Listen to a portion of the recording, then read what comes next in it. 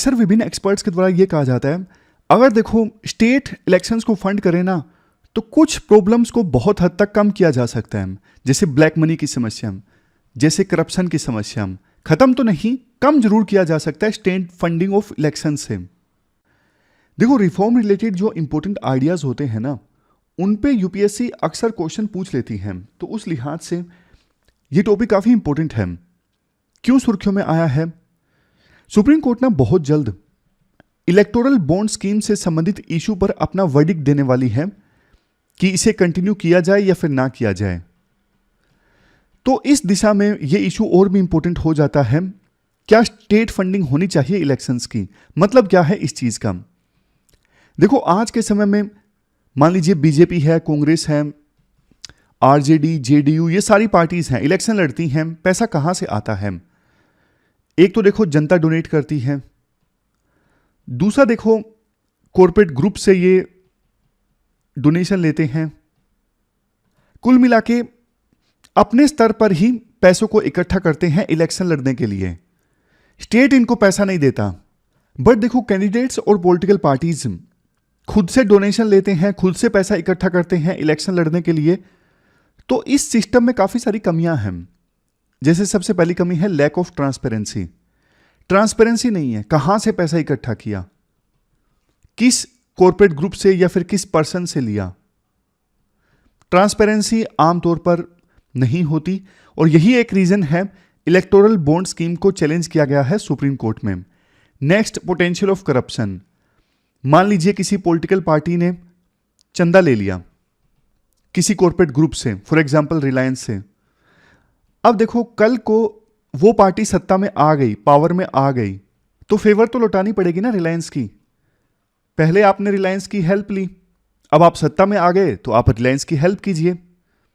ऐसी पॉलिसीज बनाइए जो उनके लिए मददगार। इसी से फैलता है करप्शन। नेक्स्ट है अनइक्वल प्लेइंग फील्ड। देखो वो पार्टीज जिनके पास पैसा है, वो कैंडिडेट्स जिनके पास पैसा है, वो ज्यादा मजबूती से इलेक्शन लड़ पाते हैं, बजाय इसके कोई गरीब कैंडिडेट है, उसके पास तो पैसा ही नहीं है पर्चे छपवाने के लिए, होर्डिंग लगवाने के लिए, तो वो तो अच्छे से इलेक्शन नहीं लड़ पाएगा। आज के समय में आपको पता है जो मुख्य पॉलिटिकल पार्टीज हैं, जैसे बीजेपी है, बीजेपी सत्ता में है, इस वजह से बीजेपी के पास में रिसोर्स की कमी नहीं है, खूब पैसा है। उसी प्रकार से जब कांग्रेस सत्ता में थी तो कांग्रेस के पास कोई पैसे की कमी नहीं थी। अक्सर ये बोला जाता है ना, कांग्रेस कर्नाटक में सत्ता में आ गई तो अब कांग्रेस भी पैसा कमा लेगी और उस पैसे का इस्तेमाल किया जाएगा फिर लोकसभा के इलेक्शंस लड़ने के लिए। पॉइंट्स कड़वे हैं लेकिन देखो सच हैं, रियल हैं। Next, black money. अब देखो इलेक्शंस में धुआंधार पैसों को खर्च करना है, इवन वोटर्स को पैसे फ्री में बांटने हैं, तो व्हाइट मनी तो बांटेंगे नहीं, ट्रेल आ जाएगी कहां से पैसा आया, किस किस को दिया। ये सारे काम चोरी छुपे होते हैं। तो चोरी छुपे जो काम करने होते हैं उसमें ब्लैक मनी का इस्तेमाल होता है। ब्लैक मनी मतलब ऐसा पैसा जो अनटैक्स्ड है, अनडिक्लेयर्ड है। तो ये एक बड़ा पॉइंट है कि इलेक्शंस में ब्लैक मनी का इस्तेमाल होता है बहुत ज्यादा। इसके बाद कुछ और सिमिलर पॉइंट्स हैं, जैसे फ्रिवलेस स्पेंडिंग। अब देखो चूंकि पैसा आया है कॉर्पोरेट ग्रुप से, तो उसको ना सोच समझ के खर्च नहीं किया जाता, अंधाधुंध रैलीज पे खर्च किया जाता है। मतलब रैशनल ढंग से पैसों का इस्तेमाल नहीं होता, वेस्टेज बहुत ज्यादा होती है। Next, voter manipulation. उन पैसों का इस्तेमाल होता है वोटर्स को खरीदने के लिए, उनको गिफ्ट देने के लिए, फ्री में शराब बांटने के लिए। तो इससे डेमोक्रेसी प्रभावित होती है। Next, plutocracy. अब देखो जो लोग पैसा इकट्ठा कर पाते हैं वो अच्छे से इलेक्शन लड़ पाते हैं, तो ये डेमोक्रेसी नहीं प्लूटोक्रेसी है। मतलब जो जीत के आएंगे सिर्फ पैसे वाले होंगे, तो ऐसी सरकार बनेगी पैसों वालों की। तो प्लूटोक्रेसी में क्या होता है, governed bye wealthy people. Next, policy capture. अब देखो डोनेशन ले लिया अमीर लोगों से, कॉर्पोरेट ग्रुप से, बाद में उनके लिए पॉलिसी बनानी पड़ेगी तो अच्छी पॉलिसीज नहीं बनेंगी, देश के हित में पॉलिसी नहीं बनेगी, बल्कि कॉर्पोरेट ग्रुप्स को फेवर करने वाली पॉलिसीज बनेंगी। सबसे लास्ट में criminal nexus, criminalisation of politics वाले टॉपिक में हमने ये डिस्कस किया था कि पॉलिटिकल पार्टीज कई बार क्रिमिनल्स को टिकट क्यों देती हैं, क्योंकि उनसे पैसा चाहिए होता है। तो यहां पे नेक्सस देखने को मिलता है पॉलिटिशियंस का, क्रिमिनल्स का, कॉर्पोरेट ग्रुप्स का, जो कि देखो डेमोक्रेसी के लिए ठीक नहीं है। तो ये सारी कमियां हैं करंट सिस्टम में, इसीलिए वकालत होती है पब्लिक फंडिंग ऑफ इलेक्शंस की। पब्लिक फंडिंग ऑफ इलेक्शंस या फिर स्टेट फंडिंग ऑफ इलेक्शंस। कुछ एक्सपर्ट्स कहते हैं कि स्टेट फंडिंग ऑफ इलेक्शंस मत बोलिए, क्योंकि इससे यह संकेत जाता है कि स्टेट जो भी करता है फ्री में करता है। आप पब्लिक फंडिंग ऑफ इलेक्शंस बोलिए, क्योंकि जो पैसा इस्तेमाल होगा उसमें जनता का होगा, पब्लिक का होगा, टैक्स पेयर्स का होगा। पब्लिक फंडिंग ऑफ इलेक्शंस में क्या होता है, सरकार पैसे देती है विभिन्न पॉलिटिकल पार्टीज को या कैंडिडेट्स को इलेक्शन लड़ने के लिए।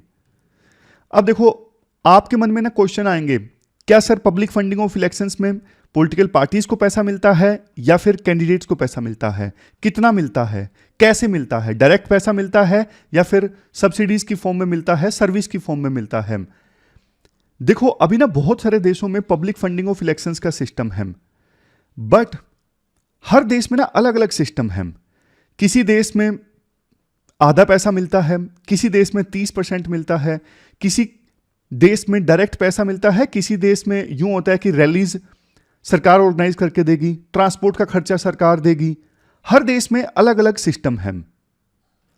आपके मन में एक क्वेश्चन भी जरूर आना चाहिए अगर आप ध्यान से डिस्कशन सुन रहे हो तो, सर किस आधार पे पैसा दिया जाएगा या फिर फंडिंग दी जाएगी। ऐसे तो कोई भी अपनी पॉलिटिकल पार्टी बना लेगा, महेश बना लेगा और बोलेगा कि मैं भी इलेक्शन लड़ना चाहता हूं, मुझे भी फंडिंग दीजिए। ऐसे तो कोई भी खड़ा हो जाएगा फंडिंग लेने के लिए। तो ना इसके लिए एक क्राइटेरिया ये हो सकता है, लास्ट इलेक्शन में आपकी परफॉर्मेंस कैसी रही है। पॉलिटिकल पार्टीज की पिछले इलेक्शन की परफॉर्मेंस को देखते हुए फंडिंग दी जा सकती है सरकार के द्वारा, या फिर मेंबरशिप के आधार पे फंडिंग दी जा सकती है। जिस पॉलिटिकल पार्टीज की मेंबरशिप ज्यादा है उसको उसी हिसाब से फंडिंग, या फिर यूएसए में ऐसी फंडिंग दी जाती है कि आप इतने रुपए जनता से जुटाइए, उतने ही रुपए आपको सरकार देगी। मान लीजिए आपने 40 करोड़ रुपए जनता से इकट्ठे किए तो 40 करोड़ आपको सरकार देगी। तो अलग अलग तरीके हैं जिसके according state funding of elections होता है। क्योंकि देखो अभी करंट सिस्टम में जो कमियां हैं वो दूर की जा सकती हैं पब्लिक फंडिंग ऑफ इलेक्शंस की सहायता से। ये सारी कमियां जिनकी हमने बात की, lack of transparency, money power distortion, इसलिए ना विभिन्न पॉलिटिकल पार्टीज के लीडर वकालत करते हैं पब्लिक फंडिंग ऑफ इलेक्शंस की। जैसे नरेंद्र मोदी, राहुल गांधी, अरविंद केजरीवाल, नीतीश कुमार, शरद पवार, सबने अलग अलग प्लेटफॉर्म्स पर अलग अलग वर्षों में स्टेट फंडिंग ऑफ इलेक्शंस की वकालत की है। लेकिन सिर्फ वकालत की है, इनफ एक्शंस नहीं लिए हैं स्टेट फंडिंग ऑफ इलेक्शंस को इंप्लीमेंट करने के लिए। इवन कई सारी जो कमेटीज आई हैं, जैसे Indrajit Gupta committee on state funding of elections आई 1998 में। इस कमेटी ने कहा पार्शियल स्टेट फंडिंग होनी चाहिए इलेक्शंस के लिए इनडायरेक्ट सब्सिडीज की फॉर्म में। इनडायरेक्ट सब्सिडीज जैसे मान लीजिए कैंपेनिंग का जो मटेरियल है वो सरकार प्रोवाइड करेगी विभिन्न पॉलिटिकल पार्टीज को, रैली के लिए जो खर्चा है वो सरकार देगी, ट्रांसपोर्ट में जो खर्चा आएगा वो सरकार देगी। इस प्रकार से इनडायरेक्ट सब्सिडी। लेकिन एक कंडीशन पे इंद्रजीत गुप्ता कमेटी ने यह भी कहा, कंडीशन ये है कि विभिन्न पॉलिटिकल पार्टीज में जब इंटरनल डेमोक्रेसी आएगी ना तभी स्टेट फंडिंग ऑफ इलेक्शंस होगा, अदरवाइज नहीं होगा। अभी देखो कोई एक पॉलिटिकल पार्टी आप मुझे बता दीजिए जिसमें सही मायने में आप कह सकते हो डेमोक्रेसी है, मिलजुल के फैसले लिए जाते हैं। लगभग सभी पॉलिटिकल पार्टीज में 2-3 लोगों की चलती है। जैसे बीजेपी में मोदी साहब, कांग्रेस में राहुल गांधी, सोनिया गांधी, आप पार्टी में केजरीवाल, जेडीयू में नीतीश कुमार, जितने भी पॉलिटिकल पार्टीज आप देख लीजिए एक दो लोगों की चलती हैं। कई तो हमारे देश में ना पारिवारिक पार्टीज हैं, एक परिवार का राज है पूरी पॉलिटिकल पार्टी पे। तो state funding of elections direct cash की फॉर्म में होने लगा तो यूं समझ लीजिए सारा पैसा उस परिवार को मिल जाएगा। तो इसलिए पहले डेमोक्रेसी आना जरूरी है पार्टीज के अंदर। नेक्स्ट है law commission report on electoral reforms 1999। इस रिपोर्ट में लॉ कमीशन ने एडवोकेट किया पार्शियल स्टेट रिम्बर्समेंट होना चाहिए इलेक्शन एक्सपेंसेस का। अलग अलग राज्यों में partial state reimbursement of expenses का प्रोविजन है। पॉलिटिकल पार्टीज बताती है ना कि हमारा खर्चा यहां पे इतना हुआ, तो स्टेट उस खर्चे को रिम्बर्स करता है अलग अलग स्टेट्स में, अलग अलग मतलब देशों में। तो लॉ कमीशन ने कहा इससे करप्शन कम होगा। Next second ARC second ARC report आई 2008 में। इस रिपोर्ट में भी कहा गया स्टेट फंडिंग होनी चाहिए क्रिमिनलाइजेशन इन पॉलिटिक्स और करप्शन को टैकल करने के लिए। सबसे लास्ट में national commission to review the working of constitution 2001 में ये आई थी रिपोर्ट इस कमीशन की। इस कमीशन को हेड किया गया था जस्टिस वेंकट चैलिया के द्वारा। इस कमीशन ने यह कहा था स्टेट फंडिंग ऑफ इलेक्शंस होनी चाहिए अगर पॉलिटिकल पार्टीज कुछ ट्रांसपेरेंसी संबंधित कंडीशंस को मानती हैं तो। वैसे देखो पॉलिटिकल पार्टीज ना ट्रांसपेरेंसी संबंधित कंडीशन को आसानी से मानती नहीं है। ट्रांसपेरेंसी संबंधित कंडीशंस जैसे आप बताओ कौन सा खर्चा आपने कहां पे किया, सारा कुछ आप डिटेल से बताओ। यूएसए में पता क्या है, यूएसए में ये है जैसे मैंने आपको बताया 50% मान लीजिए यूएसए की पॉलिटिकल पार्टी पैसा जनता से इकट्ठा करती है तो 50% स्टेट देगा। लेकिन कुछ कंडीशंस अगर पॉलिटिकल पार्टीज मीट करें तो वो होती हैं ट्रांसपेरेंसी संबंधित कंडीशंस, जिसे पॉलिटिकल पार्टी यूएसए में मानना ही नहीं चाहती। इस वजह से यूएसए की पॉलिटिकल पार्टीज बल्कि ना खुद से ही पैसे जुगाड़ लेती हैं। वो कहती हैं कि हमें स्टेट का पैसा चाहिए ही नहीं, क्योंकि स्टेट से पैसा लेंगे तो हमें ट्रांसपेरेंसी संबंधित कंडीशंस को मानना पड़ेगा, लेकिन वो नहीं मानना चाहती। तो पिछले 2-3 बार के इलेक्शन से ऐसा हो रहा है यूएसए में पॉलिटिकल पार्टी स्टेट से पैसा ले ही नहीं रही है, जबकि स्टेट देना चाहता है कि आप ट्रांसपेरेंसी संबंधित कंडीशन मानो और पैसा लो। लेकिन देखो कुछ आर्ग्यूमेंट्स ना लास्ट में स्टेट फंडिंग ऑफ इलेक्शंस के अगेंस्ट भी है, जैसे बर्डन ऑन टैक्स पेयर्स का पैसा है इलेक्शंस में जाएगा। Next potential misuse of public funds. Political parties देखो पब्लिक का पैसा मतलब मान लीजिए पब्लिक फंडिंग होती है तो पब्लिक का पैसा भी वेस्ट करेगी, अच्छे से यूज नहीं करेगी, इनएफिशिएंट यूज होगा। Unfair to non political causes. अब देखो गरीबी है हमारे देश में, इंफ्रास्ट्रक्चर क्रिएट करना है, वहां पे टैक्स पेयर्स का पैसा जाए तो बढ़िया है ना, बजाय कि इलेक्शंस में यूज होने के। और बहुत सारे काम है जहां पे सरकार पैसा खर्च कर सकती है। Next no guarantee of fairness फिर भी नहीं होगी। कितना पैसा किस पार्टी को मिलेगा, प्रॉपर मैकेनिज्म निकालना मुश्किल होगा। बायस्ड हो सकता है पूरा मैकेनिज्म कि जो बड़ी पॉलिटिकल पार्टीज हैं उन्हीं को ज्यादा पैसा मिले, फिर फायदा क्या, लेवल प्लेइंग फील्ड तो फिर भी नहीं आएगा। और कुछ पॉइंट्स हैं क्रिटिसिज्म के, जैसे फ्री स्पीच कंसर्न्स। मान लीजिए मैं डोनेशन देना चाहता हूं, मेरी इच्छा है किसी पॉलिटिकल पार्टी को, मुझे लगता है कि उस पॉलिटिकल पार्टी की आइडियोलॉजी अच्छी है और मैं चाहता हूं कि वो सत्ता में आए, मैं पैसे से मदद करना चाहता हूं, तो मैं मदद ही नहीं कर पाऊंगा। Next government influence. Political parties ना गवर्नमेंट के ऊपर डिपेंडेंट हो जाएंगी और गवर्नमेंट का जो इन्फ्लुएंस है ना पॉलिटिकल पार्टी के ऊपर बढ़ जाएगा, क्योंकि पैसा गवर्नमेंट देगी ना। हालांकि इस चीज को रेक्टिफाई किया जा सकता है कि पैसा मिलने का एक निश्चित मैकेनिज्म हो, सरकार के ऊपर डिपेंडेंसी ना हो, लेकिन पॉइंट तो पॉइंट है लिखने के लिए। Next one size fit all approach हमारे देश में काम नहीं करती है। देश में अलग अलग रीजन्स हैं, अलग अलग टाइप की पॉलिटिकल पार्टीज हैं, अलग अलग कैंडिडेट्स हैं, सबकी अलग अलग आवश्यकताएं हैं, तो सबको आप एक अप्रोच से नहीं देख सकते। सबसे लास्ट में एंकरेज कॉम्प्लेसेंसी। पॉलिटिकल पार्टीज ना वोटर्स के साथ संवाद करना छोड़ देंगी। उनको लगेगा कि यार पैसा तो हमें स्टेट से मिल ही जाता है इलेक्शन लड़ने के लिए। अभी क्या होता है, पॉलिटिकल पार्टीज वोटर से रिलेशन बना के रखती हैं, क्योंकि उन्हीं से डोनेशन मिलता है, उन्हीं से सपोर्ट चाहिए होती है इलेक्शंस में। और देखो सबसे बड़ा चैलेंज तो यही है कि एलिजिबिलिटी कैसे निकाली जाए, किस पॉलिटिकल पार्टी को या फिर कैंडिडेट को कितना पैसा मिले। ये एलिजिबिलिटी निकालना बहुत मुश्किल काम है, आसान काम नहीं है। कंक्लूजन में आप क्या कह सकते हो? कंक्लूजन में आप कह सकते हो कि देखो सभी पॉलिटिकल पार्टीज ना बैठें, मिल के डिसीजन लें कि स्टेट फंडिंग ऑफ इलेक्शंस को कैसे इंप्लीमेंट किया जाए। शुरुआत में पायलट बेसिस पे इंप्लीमेंट किया जा सकता है किसी एक जगह पर, और बाद में नतीजों के आधार पर दूसरी जगहों पर भी इसे इंप्लीमेंट किया जा सकता है। लेकिन इसके लिए सबसे ज्यादा जरूरी पता है क्या है, विभिन्न पॉलिटिकल पार्टीज बैठें, डिफरेंसेस को दूर करें और डिसाइड करें कैसे स्टेट फंडिंग ऑफ इलेक्शंस को इंप्लीमेंट किया जा सकता है। तो ये पूरा आर्टिकल हमने डिस्कस किया, चलते हैं आगे। इसके बाद नेक्स्ट आर्टिकल रूरल इंडिया यानी ग्रामीण भारत में वेलफेयर स्कीम्स के इंपैक्ट से संबंधित है। कंटेक्स्ट देखो ये है, हाल ही में ना एक रिसर्च रिपोर्ट सामने आई जिसमें यह कहा गया कि रूरल हाउस होल्ड्स को यानी ग्रामीण इलाकों में जो घर हैं उनको इकोनॉमिक रिलीफ प्रोवाइड करने में मनरेगा स्कीम ने पॉजिटिव इंपैक्ट डाला है। तो इस रिपोर्ट आने के बाद में एक डिबेट स्टार्ट हो गई है कि जो वेलफेयर स्कीम्स सरकार के द्वारा चलाई जाती हैं वो डिस्ट्रेस के समय रूरल हाउस होल्ड्स को एक सोशल सेफ्टी नेट प्रोवाइड करती हैं, रिलीफ प्रोवाइड करती हैं। तो क्या सरकार को वेलफेयर स्कीम्स चलानी चाहिए, नहीं चलानी चाहिए, वो सारे पॉइंट्स हैं। ये डिबेट देखो इसलिए इमर्ज होकर आती है क्योंकि हाल फिलहाल में ना बहुत सारे इकोनॉमिस्ट ने ये डिबेट की है कि सरकार लॉन्ग टर्म वेलफेयर के बारे में सोचे, ना कि शॉर्ट टर्म वेलफेयर। ये फ्री में सरकार जो चीज़ें देती हैं ये रेवड़ियों के समान है, इसके बहुत सारे नुकसान होते हैं। तो उसी संदर्भ में हम ये डिबेट समझेंगे। देखो वैसे डीपीएसपी में कहा गया है कि हमारा देश जो है वो वेलफेयर स्टेट है, यानी जनता के हित में काम करता है, जनता की वेलफेयर के लिए काम करता है।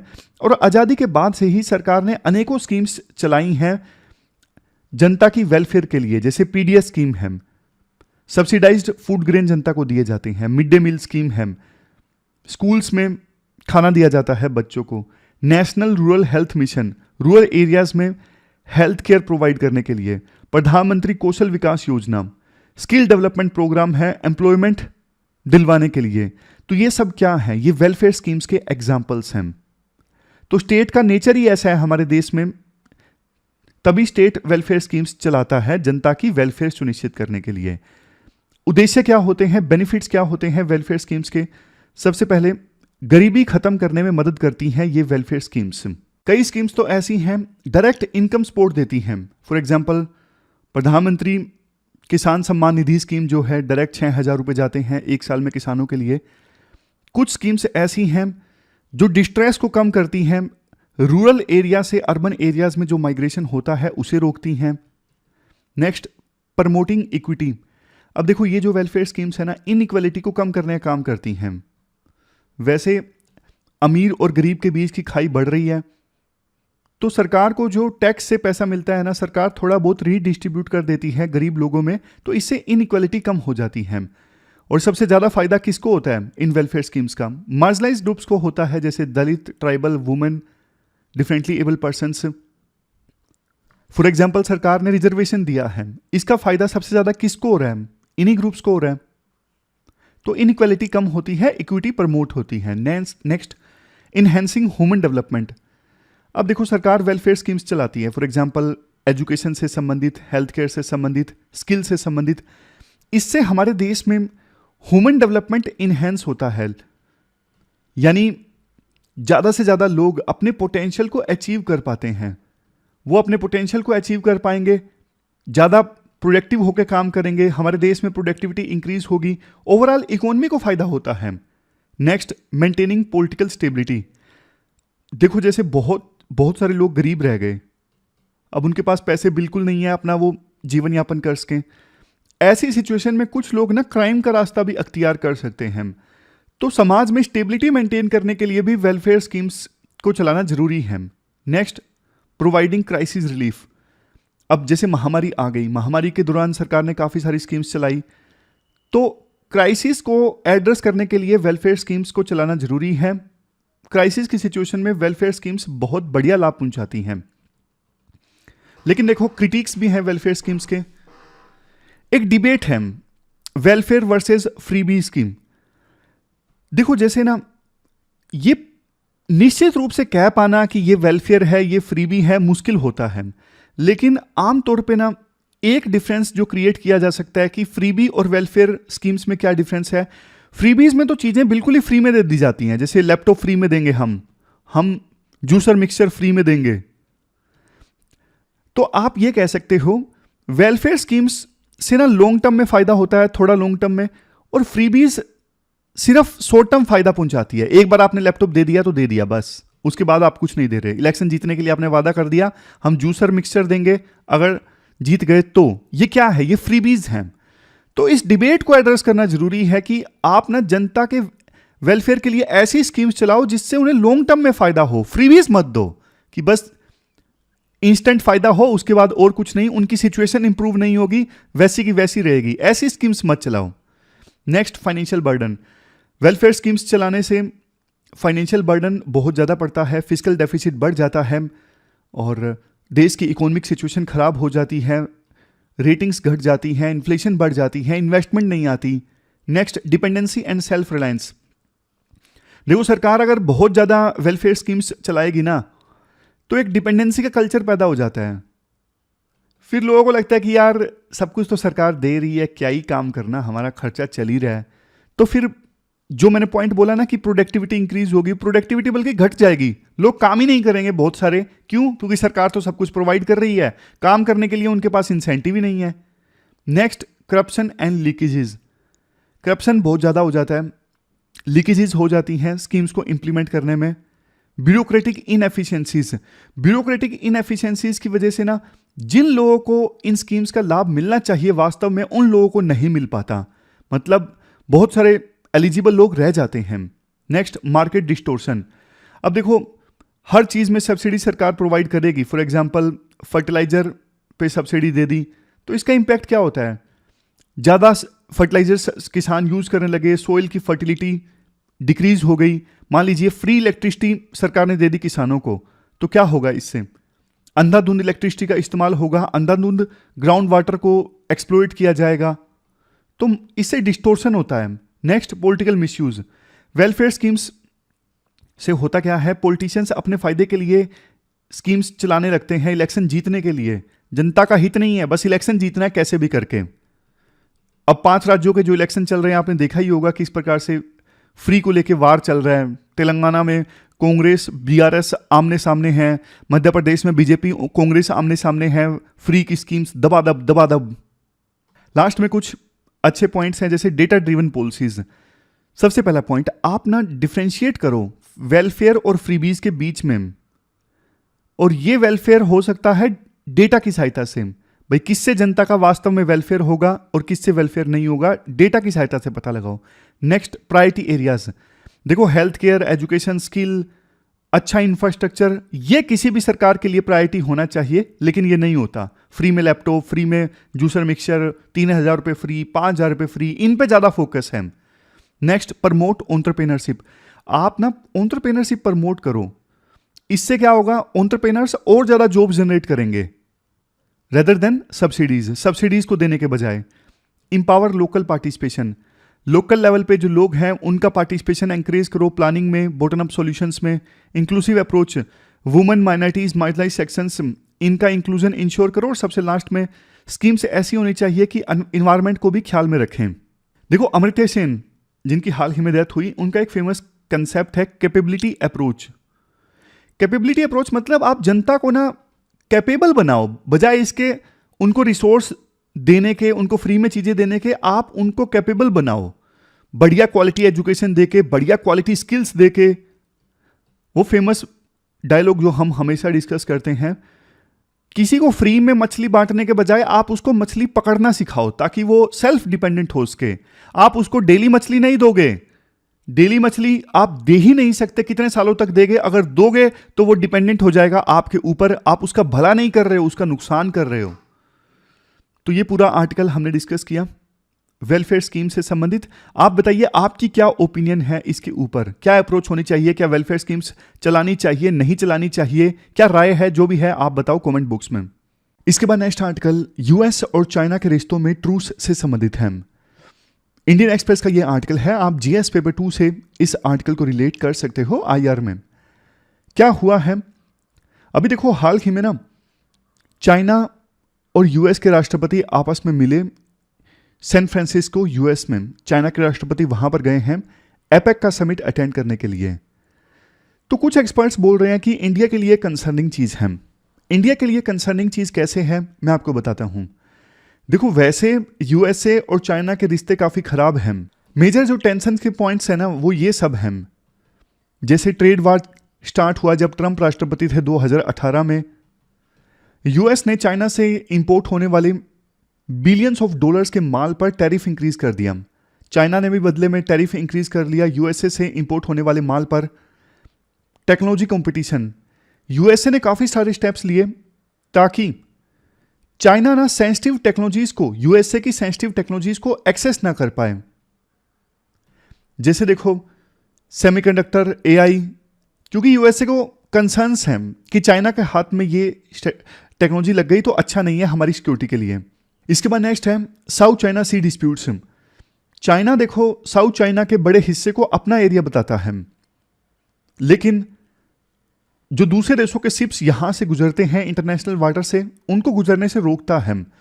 तो यूएसए ना regularly freedom of navigation operation conduct करता रहता है साउथ चाइना सी में, जिसको लेके यूएसए और चाइना में तनाव रहता है। नेक्स्ट, ताइवान को लेके टेंशन से चाइना का स्टैंड ये है, ताइवान हमारा हिस्सा है, इवन फोर्स का इस्तेमाल करके हम ताइवान को अपने में मिला सकते हैं। लेकिन यूएस जो है ताइवान को सपोर्ट करता है हर एक मायने में। पिछले साल हुआ क्या था, यूएस की स्पीकर गई थी ताइवान पर और इसको लेके चाइना ने भयंकर विरोध जताया था। चाइना का कहना है कि यूएस से ताइवान की आजादी को सपोर्ट करना बंद करें। नेक्स्ट, जिनजियांग, चाइना के जिनजियांग रीजन में उइगर मुस्लिम्स के ऊपर अत्याचार, हांगकांग में सिविल राइट्स एक्टिविस्ट के ऊपर अत्याचार, इसके अलावा दूसरे जो मेजर ह्यूमन राइट्स वायलेशंस होते हैं ना चाइना में, उसको लेके यूएसए आवाज उठाता रहता है और चाइना चिढ़ता रहता है। नेक्स्ट, यूएसए चाइनीज हैकर्स और इंटेलिजेंस ऑफिशियल्स पर आरोप लगाता आया है कि आप जासूसी कर रहे हो हमारे देश में आके। साइबर अटैक्स का आरोप यूएसए लगाता है, इसकी वजह से भी रिश्तों में तनाव है। और सबसे लास्ट में आइडियोलॉजिकल राइवलरी। यूएसए को लगता है कि चाइना वेस्टर्न कंट्रीज की डेमोक्रेटिक वैल्यूज का चैलेंजर है। देखो मेन पॉइंट ये है, चाइना यूएसए को रिप्लेस करके सुपर पावर बनना चाहता है और ये बात यूएसए को अच्छी नहीं लगती। यूएसए को लगता है मतलब कौन अपनी सुपर पावर का जो टैग है खत्म करवाना चाहेगा, इसलिए यूएस चाइना को कंटेन करना चाहता है। कंटेन मतलब चाइना के बढ़ते इन्फ्लुएंस, चाइना की बढ़ती पावर को यूएस से रोकना चाहता है, जैसे तैसे कैसे भी करके। तो इन हालातों के बीच पिछले काफी समय से रिश्ते खराब थे।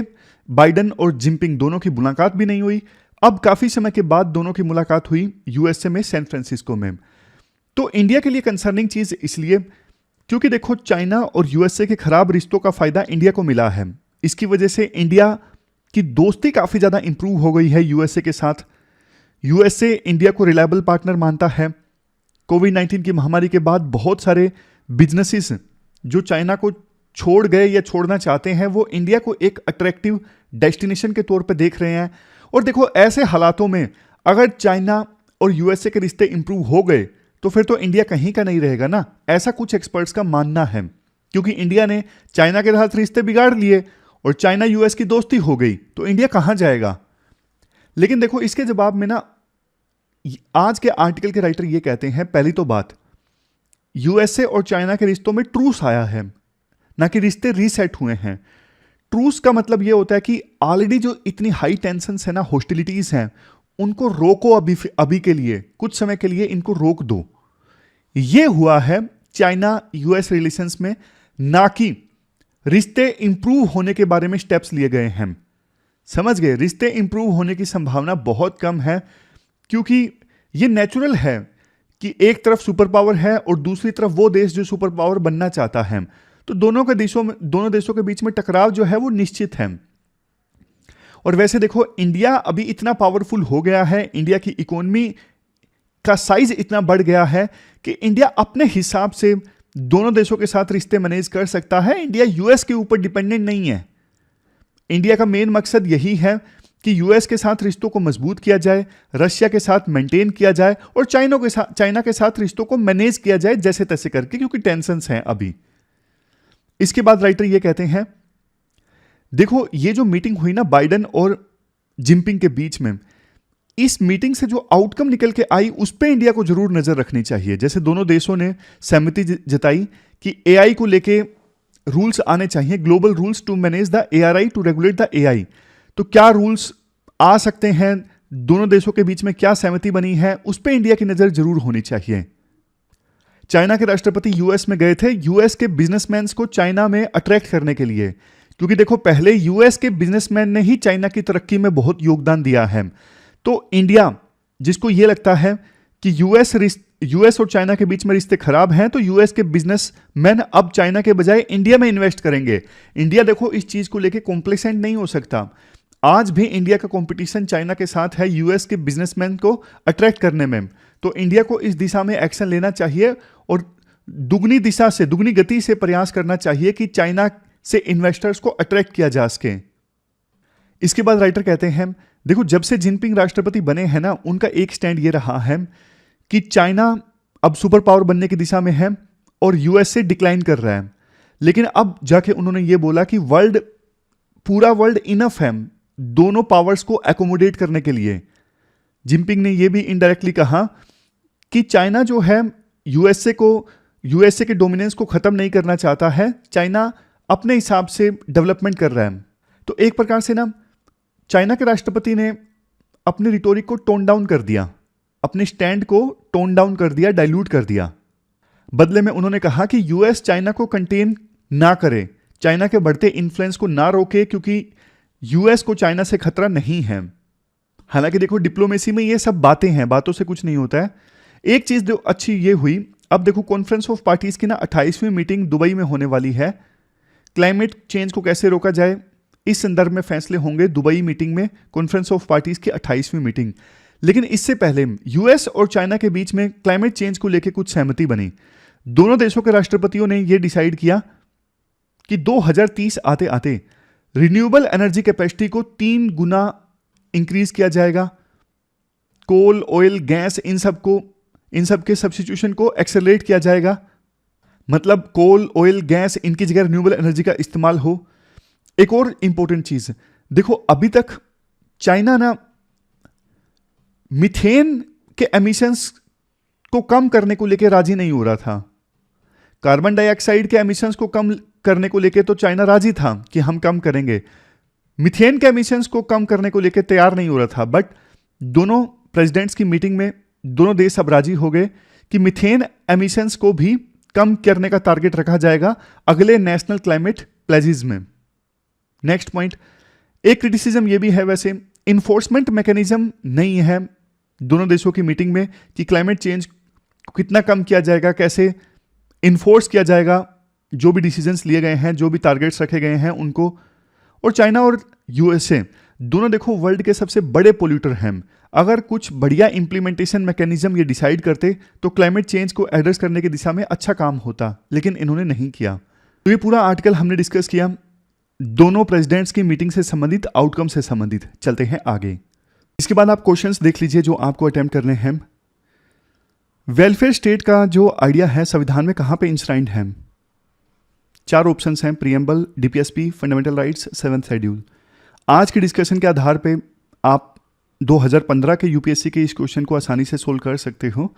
इसका आंसर है डीपीएसपी। अगर आपने आर्टिकल ध्यान से सुना हो तो मैंने बताया था 2 मेंस के क्वेश्चंस आपको अटेम्प्ट करने हैं। ये यूपीएससी ने 2018 में पूछा था।